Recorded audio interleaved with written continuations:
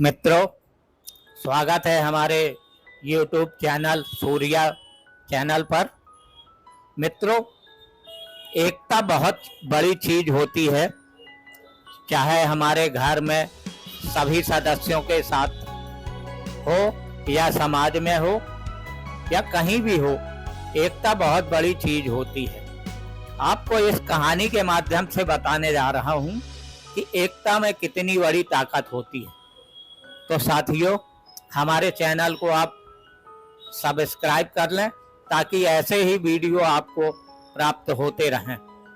मित्रों, एक बार की बात है, एक जंगल में एक हाथी रहता था जो कि बहुत ही दुष्ट था और वो जंगल के बाकी जानवरों को बहुत परेशान करता था।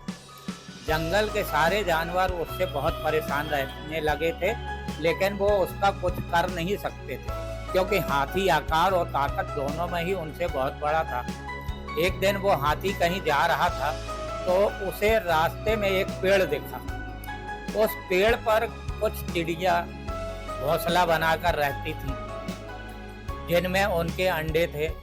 इसके अलावा उस पेड़ पर और भी कई पक्षी रहते थे, जैसे कीड़े, मक्खी, गिलहरी आदि। उस पेड़ को देखकर हाथी ने उनसे शरारत करने की सोची और उसने अपनी सूंड से जोर जोर से पेड़ की टहनियों को हिलाना शुरू कर दिया। उस पेड़ पर रहने वाले पक्षियों ने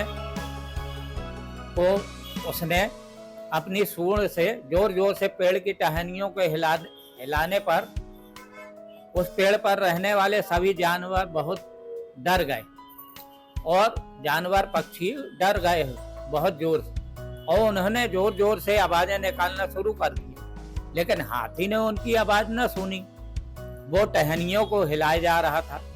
चिड़िया अपने घोंसले और अंडों को बचाने की कोशिश कर रही थी, लेकिन वो सिर्फ अपना घोंसला बचा पाई।